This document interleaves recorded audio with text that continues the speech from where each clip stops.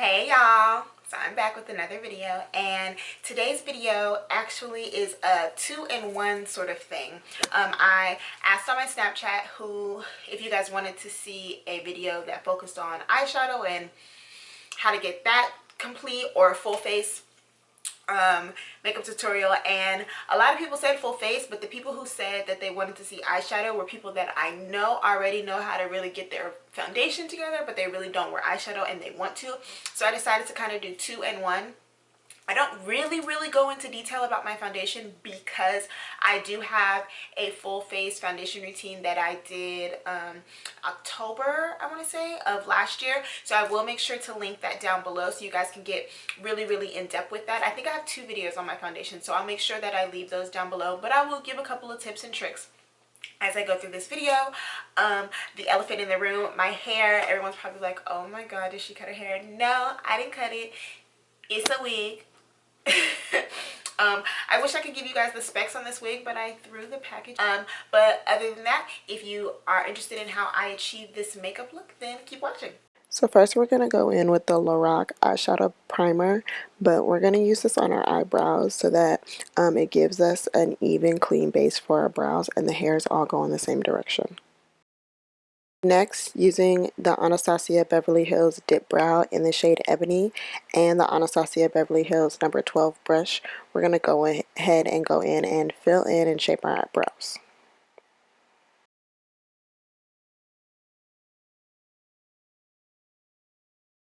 Taking some concealer underneath your brow is an optional step to help hide some of those little hairs you may need to get rid of.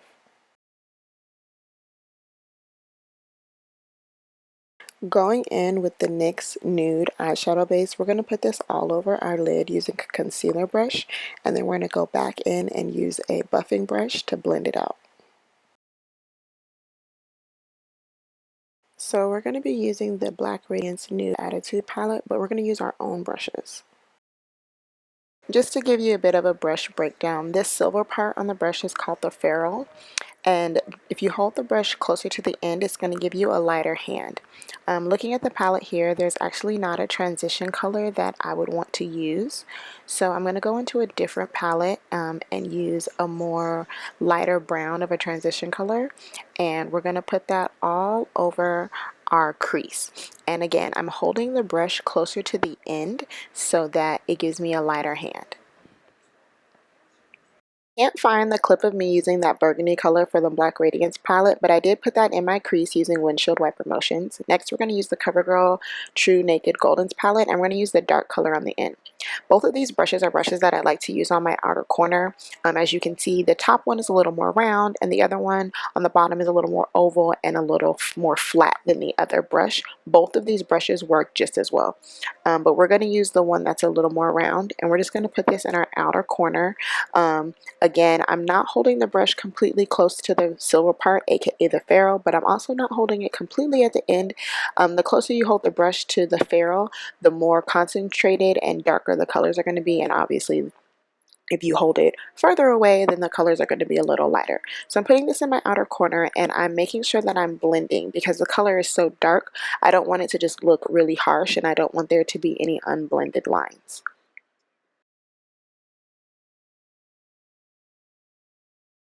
Next, I'm going in with that brush that was on the bottom. That's actually a Morphe M433, or you can use a MAC 217. And I'm blending out those harsh lines I was just talking about. And as you can see here, everything looks even, and there's no harsh lines, and everything looks very well blended. Next, we're going to go in with our lid color. This is from the Black Radiance palette, and I'm using a flat eyeshadow brush. This is usually the brush most people think about when you say eyeshadow.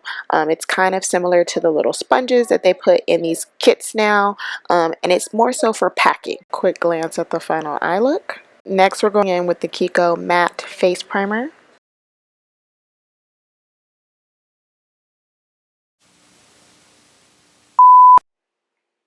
Hey, how you doing? I just, wanted to interrupt this voiceover and have a little short chat about beauty sponges, because I hear so many times people say, I don't like them. I don't like the way they work. And then I find out that they're using them wrong. So I just wanted to, slide in, let you guys know. what the real deal is. So this is a beauty sponge. This is the Estetica beauty sponge. It is not a beauty blender. It looks like a beauty blender, but it is not. This one is latex free. I like it for that purpose. But whether you are using this, whether you are using the NYX one that has a nice little flat side, everything else looks the same. If you are using the Real Technique one, you know, flat edges, pointed tip, all that great stuff, or you're using the actual beauty blender, the most important thing about all of these sponges is you have to wet it. Yes, it needs to be wet, damp. You need to go to your bathroom and go turn on the water and run it under the sink. This is a dry beauty sponge. This is a wet and gently used beauty sponge. You see the size difference? This one's bigger because this one is damp. This one is dry. When a sponge is dry, guess what it does? It absorbs everything. So all those people who are saying they don't like beauty sponges and absorbs all their products and they go through so much foundation, that's why. Because it's dry. You're supposed to wet the freaking thing, okay? So from here on out, anytime you see any person, not just myself, any beauty blogger, whether they're doing a YouTube video, a Snapchat video, an Insta story, an Instagram video, and they are using this device right here, know that it is damp. Please stop using it dry. Thank you.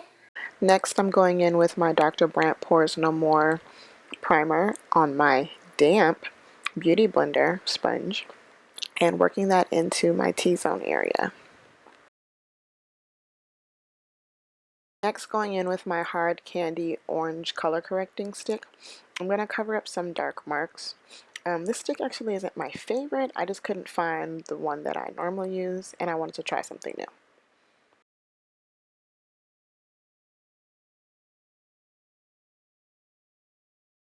In with the Urban Decay All Nighter Foundation in shade number 11. This shade is a little light for me, so I'm also going to combine that with the NYX Total Coverage Drops in Mocha, so that way it gives me my exact foundation color. And on camera, I know it looks a little light, but I promise everything does blend out all together. Here again with my damp beauty sponge, I'm going in with my Sasha Buttercut powder and I'm going to set my concealer. I don't know what happened to the shot of me actually putting my concealer on, but I did highlight using the Maybelline Fit Me concealer in 30 Cafe, and I put that of course under my eyes, a little above my brow bone, my chin, everywhere basically you see me blending this powder out at the moment. That's where the concealer went. I'm sorry guys, my clips are missing in action. Little contouring with chocolate and espresso from the Anastasia Beverly Hills kit. Carve out that contour with our Sasha Buttercup powder and our wet beauty sponge. Do have on lash extensions, so we're only going to put bottom mascara on. To dust away the Sasha Buttercup powder, I'm going to go in with the Black Radiance face powder in Ebony to kind of deepen that contour.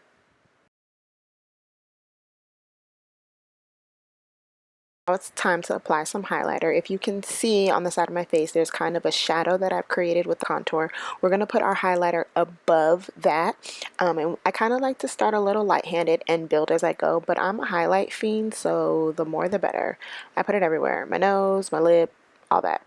Okay guys, and here is the final look. Give you guys a little slow-mo here. I hope you guys enjoyed this video. I hope it was very informative. Don't forget to subscribe and give me a thumbs up if you like this video. I don't think I have anything else to tell you guys other than stay beautiful, stay true, and stay you. And I will see you guys next time. Bye.